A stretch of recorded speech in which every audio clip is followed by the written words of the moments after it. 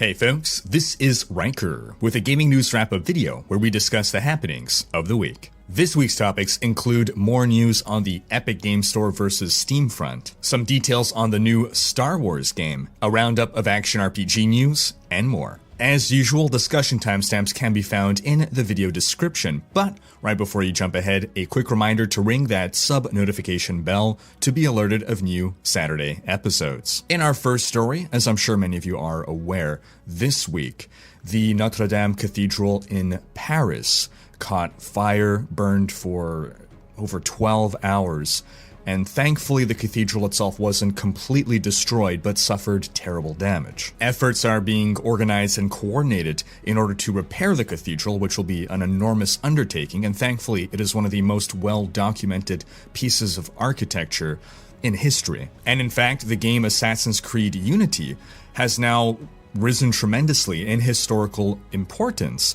because of their faithful recreation of Notre Dame. As reported by The Verge, Caroline Meus, a senior-level designer on Assassin's Creed Unity, spent 2 years building the game's version of Notre Dame. The game's version of the building was built to almost a 1-to-1 ratio, and around 5,000 hours over 14 months were spent on Notre Dame alone. Now, Ubisoft is a French company that has grown to have offices worldwide, but still has an office in Paris. And Ubisoft announced this week, quote, "In solidarity with everyone moved by Monday's events," that was the day that the fire started, "we're donating to the restoration for Notre Dame and giving you the chance to play Assassin's Creed Unity on Uplay for free." Basically, for 1 week, that is until Monday, if you log into Uplay, you can buy Assassin's Creed Unity for free and keep it for free forever. It's not just free to play for the week, it is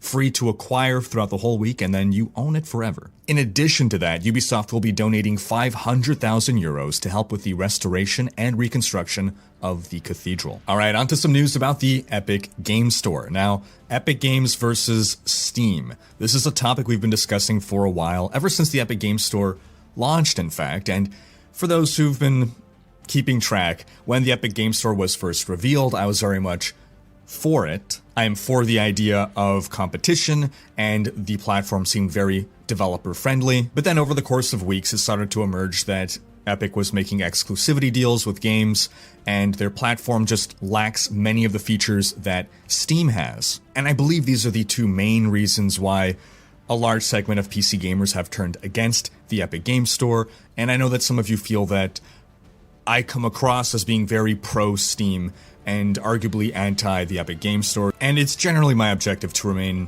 unbiased, to rely on facts over feels, so I'm happy to be able to report some good news on the Epic Game Storefront. Epic has promised that new security features will be coming to their platform this year. This has been a concern about the store. A lot of accounts have been compromised, and Andy Pitchford, the president and CEO of Gearbox, the developers of Borderlands, has come out in pretty strong defense of the Epic Game Store. As a reminder, Borderlands 3, a game that everyone was super hyped about, had its hype train derailed when it was revealed that it would be an Epic Game Store exclusive, and then Gearbox started to take a lot of heat as it came under fire from angry PC gamers. In response, he went on an epic Twitter diatribe. No pun intended. And while it did come across in places as being an emotional response, a sort of defensive reply, he does raise some very solid points. And first and foremost, he made clear that it is not the developer that decides what platform to put the game on, it is the publisher. So in this case, it wasn't Gearbox that made the decision, it was publisher 2K. He also acknowledged that Epic lacks a number of features that Steam has. And he went on to say, quote, "We also must acknowledge that Borderlands 3 does not exist today, but rather it will exist in September. The store will be different when the game launches. It will become a boon to their store if they bring sufficient features to make the customer experience great for us. Epic will suffer again if, by the time Borderlands 3 launches, the customer experience is not good enough. This is a tremendous forcing function for Epic." Basically, he believes that Epic recognizes the importance of Borderlands 3 as a game and will invest the resources, which he believes they have the money and the technology to put in that development to make the platform better in time for the Borderlands 3 release. He goes on to say something that I agree very strongly with, which is, quote, competition in stores is going to be absolutely best for consumers and probably good for developers and publishers as well. He went on to remind us that in the past, a lot of us didn't like Steam, and it really took Half-Life 2 to get us on board with Steam, a game that we were really anticipating and had to accept Steam if we wanted to play that game. Quote, and so we're going to swallow the Epic Game Store pill with Borderlands 3. And some of you guys are gonna hate it and scream bloody murder, and you'll even blame me personally for it. And you can complain and moan and brigade and stalk my crap, but at the end of the day, when we look back at this moment, we'll realize that this was the moment where the digital stores on PC became unmonopolized. So Pitchfork basically believes that Borderlands 3 will be for the Epic Game Store what Half-Life 2 was for Steam. At the end of the day, I just want what's best for the consumer, but I encourage you folks to sound off with your thoughts in the comments. On to some Star Wars news. Jedi Fallen Order, Respawn's game being published by EA, was fully revealed last weekend, and we know that the game will have no multiplayer and no microtransactions. Published by EA, there will apparently be a big focus on story, and it'll take place after Order 66, where you play a surviving Padawan on the run. Now, I mentioned in last week's video that I was not excited about the reveal trailer for the new Star Wars movie, but I thought this trailer was actually more exciting than the movie one. The game will be releasing on November 15th, but what I really find most shocking about all this is that it seems that EA, not too long ago, canceled a very similar type of game. Back in the day, Visceral Games under EA began work on a Star Wars game, a project that was led by Amy Hennig, who was the mastermind behind the Uncharted series. Now, this Star Wars game was cancelled in 2017, and Visceral Games entirely shut down, and it seemed that one of the main reasons was because EA felt that single-player games just don't make enough money. So, following the reveal of Fallen Order, Eurogamer reached out to Amy Hennig. What did she think of the fact that they cancelled her single-player Star Wars game, only to shortly thereafter come around and publish another single-player Star Wars game? She apparently said, it's odd. She said, quote, this is all speculation on my part. I don't know why the change of heart happened, because that was very clearly not an acceptable plan when we were working on our Star Wars project. But, you know, things change. The decision to cancel our game was made in the summer of 2017. We found out in October 2017, so that's almost 2 years ago. And a lot has changed in that time. And there's been a pretty public and vocal backlash against the idea gamers don't want single-player finite games without all these extra modes. Of course they do. Of course we do. So maybe this is just a demonstration of a change of strategy for EA. She went on to highlight that huge changes have happened in EA's management since the cancellation. And her final thought was, quote, I'm glad for Respawn's sake because I'm excited about their game and I've heard great things about it.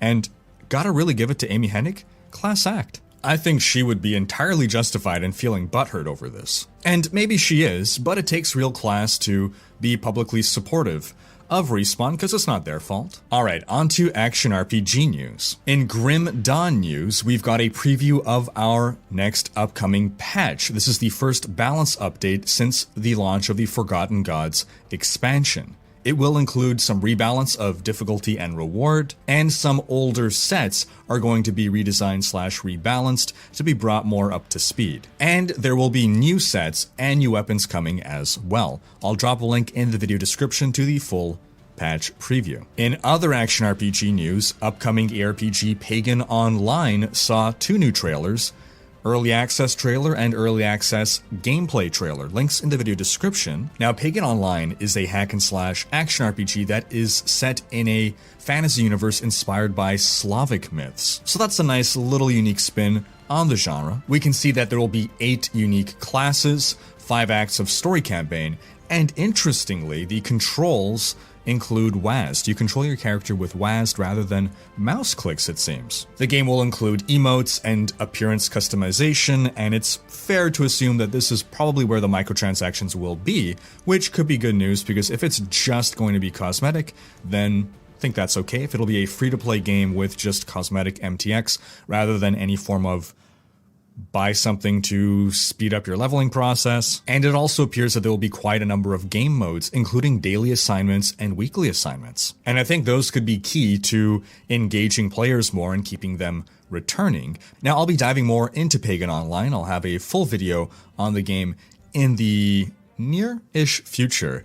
But in the meantime, what are your initial thoughts? In other aRPG news, Warhammer Chaosbane. The second beta has started and will run until April 24th. We've seen the launch of a new trailer which showcases the two classes that will now also be available in the demo, the Dwarf Slayer and the Wood Elf Waywatcher. And with the second beta also comes a patch that includes bug fixes, some new environments, and the beginning of the second act of the story. On to some Torchlight Frontiers news. We've seen the reveal of a new class, the Railmaster, who is, quote, the conductor of pain, and he literally lays down tracks as he's traveling along in order to let his, quote, battle train follow along and provide either support or DPS. This seems like a crazy idea. It's very unique. I'm very interested to try this out. It seems like it could be a lot of fun. I have some concerns about the fluidity of the playstyle, but we won't know until we actually try it. At the very least, this is a super unique idea, and I gotta give them props for that. The Railmaster will be added to the currently running closed alpha on April 23rd. Furthermore, the devs revealed that they are revamping the skill system. Now, if you've not seen my video, which I encourage you to check out if you haven't, on my preliminary thoughts on Torchlight Frontiers, one aspect that I brought up was the skill system. Basically, rather than have a traditional aRPG skill tree, you acquire skill points as loot drops, like gold or any other item.